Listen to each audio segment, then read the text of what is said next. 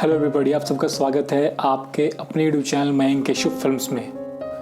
दोस्तों, आज मैं आपके लिए एक ऐसी चीज़ लाया हूँ जो आपको मोटिवेट करेगी कि आप अपना कम्युनिकेशन स्किल कैसे सुधारें। तो आज की पूरी वीडियो इसी चीज़ के ऊपर है कि आपकी कम्युनिकेशन स्किल कैसे अच्छी हो, कैसे आप काफ़ी सारे लोगों के सामने अच्छे से बोल पाएँ, बिल्कुल कॉन्फिडेंस के साथ बोल पाएँ। तो आपसे मेरी रिक्वेस्ट है कि आप इस वीडियो को एंड तक देखें, क्योंकि एंड तक देखने के बाद आपको ज़रूर अपने आप में कुछ ना कुछ फ़र्क नज़र आएगा।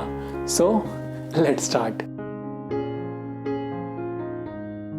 दोस्तों, कम्युनिकेशन स्किल यानी कि बात करने की तकनीक, ये कैसे लाई जाए।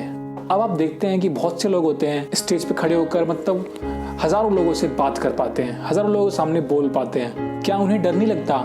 क्या वो बचपन से ही ये चीज़ सीख के आए थे कि उनको इतने लोगों के सामने बोलना है? कॉन्फिडेंस क्या उनके अंदर पहले दिन से था? दोस्तों, इसके लिए मैं आपके सामने कुछ पॉइंट्स पेश करूंगा जिससे आपको क्लियर होगा कि कैसे उन स्पीकर्स ने अपना कम्युनिकेशन स्किल इम्प्रूव किया और आज अपनी जुबान के पावर से वो लोग काफ़ी रुपए कमा रहे हैं। दोस्तों, पहली चीज़ आती है डर, खौफ। आपने कई सारे मोटिवेशनल स्पीकर देखे होंगे जो कि काफ़ी कॉन्फिडेंस में बोलते हैं और उनकी बात से हम लोग इतना ज़्यादा इन्फ्लुएंस हो जाते हैं कि हम लोग उनकी बात मानते हैं, उस चीज़ को फॉलो करते हैं। तो क्या पहले दिन से क्या वो इतने ज़्यादा कॉन्फिडेंट थे? और जब भी वो स्टेज पर आते हैं तो उनको डर नहीं लगता?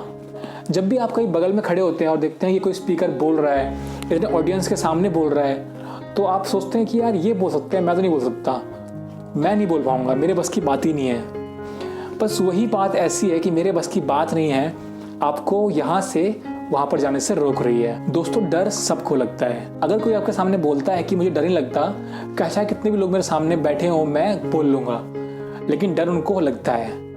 उनके भी पैर कांपते हैं, हाथ कांपते हैं, दिल धक धक धक करता है। लेकिन जब वो बोलना स्टार्ट करते हैं तो इतना ज़्यादा प्रिपेयर रहते हैं, इतना ज़्यादा कॉन्फिडेंट में रहते हैं कि इस चीज़ को कर पाते हैं, क्योंकि वो इस चीज़ को कर रहे हैं। अब अच्छी कम्युनिकेशन स्किल के लिए सबसे पहली चीज़ आपको चाहिए नॉलेज।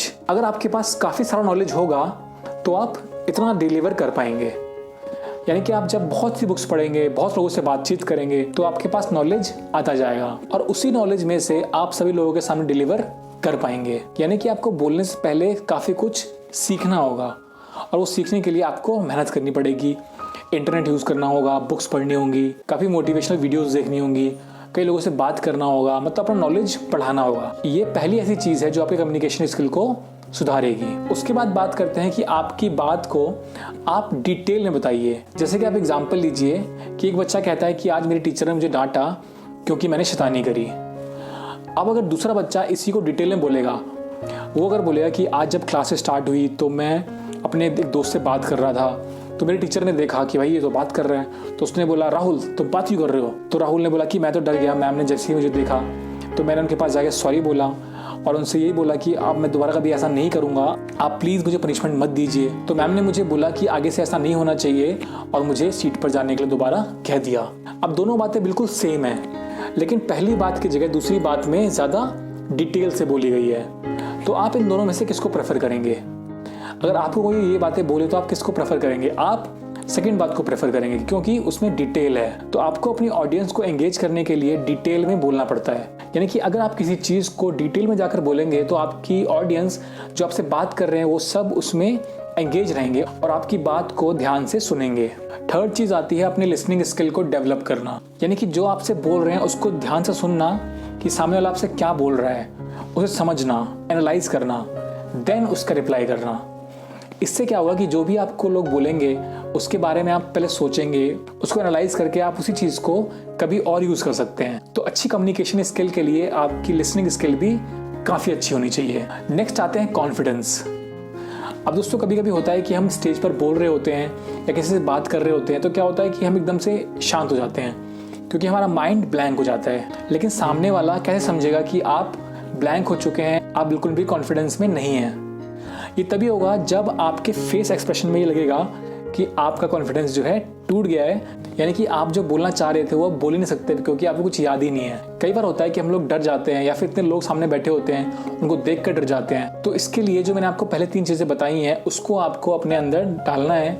देन अगर आप कोई चीज़ भूलते भी हैं, यानी कि आपके दिमाग में इतनी सारी चीज़ें होंगी, इतना सारा ज्ञान होगा कि आप भले ही एक चीज़ भूलते हैं लेकिन दूसरा चीज़ आपको याद आ जाएगा और आप उस मोमेंट पर भी अपना कॉन्फिडेंस नहीं छोड़ेंगे। क्योंकि कई बार ऐसा होता है कि जब हम स्टेज पर बोल रहे होते हैं या किसी से बात कर रहे होते हैं, अपनी बात डिलीवर कर रहे होते हैं, तो हमारे फेस से लगता है कि हम डर चुके हैं। वहीं पर अगर आप कॉन्फिडेंटली बोलेंगे, हंसकर बोलेंगे, तो ऑडियंस आपको सुनना चाहेगी। जैसे कि आप इमेजिन कीजिए कि मैं अभी बोल रहा हूँ, बट अगर मैं ऐसे बोलूँगा कि दोस्तों मुझे पता नहीं ये दोस्त आप सबका स्वागत है मयंक केशु फिल्म्स में। देखा दोस्तों, अगर मैं ऐसे बोलूँगा तो आप लोग मुझे नहीं देखेंगे, आप लोग फटाफट वीडियो को एंड कर देंगे या फिर स्किप कर देंगे।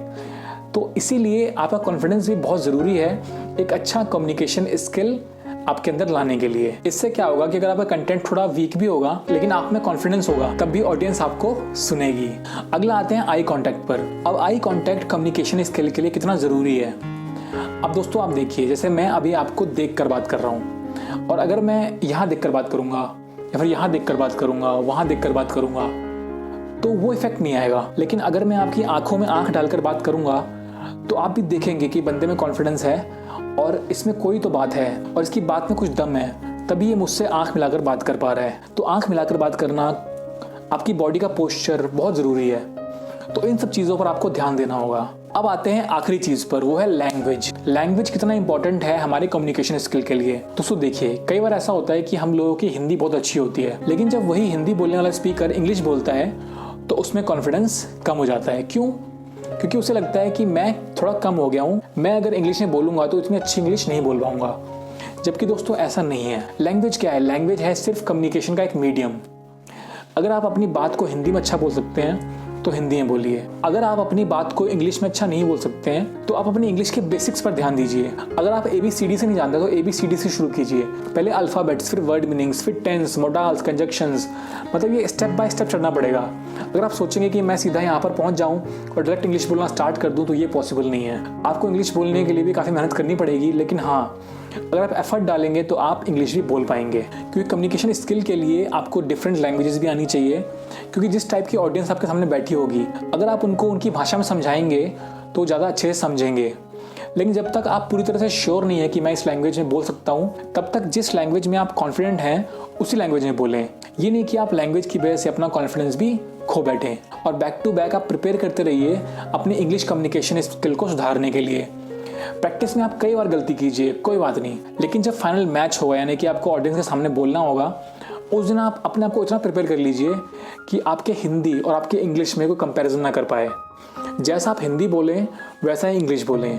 अगर कोई आपसे हिंदी में बात करे तो उसको हिंदी में रिप्लाई करें, अगर आपसे कोई इंग्लिश में बात करे तो उसको इंग्लिश में रिप्लाई करें। सबसे अच्छा कम्युनिकेशन स्किल आपके लिए यही होगा।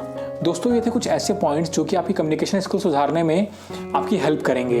अगर आपको वीडियो अच्छी लगी हो और आपको कम्युनिकेशन स्किल पर और भी वीडियोस चाहिए तो वीडियो को लाइक करना और कमेंट में लिखना कि आपको और वीडियोस चाहिए, क्योंकि इस टॉपिक के लिए मेरे पास बहुत सारे पॉइंट्स हैं और मैं इस पर 10-15 वीडियो तो आराम से बना सकता हूँ। तो अगर आपको वीडियो देखने के बाद हल्का सा ही मोटिवेशन मिला हो और लगा हो कि इस वीडियो को देखने के बाद आपकी भी कम्युनिकेशन स्किल अच्छी हो सकती है, तो वीडियो को लाइक करें, कमेंट करना कि मेरा काम जो है आपको अच्छा लगा।